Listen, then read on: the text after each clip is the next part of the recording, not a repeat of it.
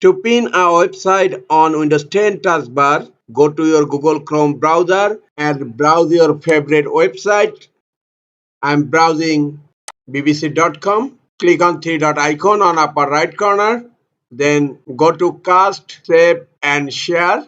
And then you will find here create shortcut. Click on create shortcut and by default the page name is showing here. I minimize the name size. Now click on create. Close File Explorer, close the browser. This is the desktop shortcut BBC Home. Right click on it, click on Pin to Taskbar.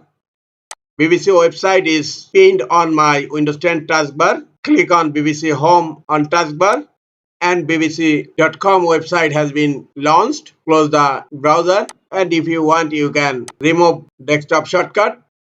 This is the easiest way to pin our website on Windows 10 taskbar.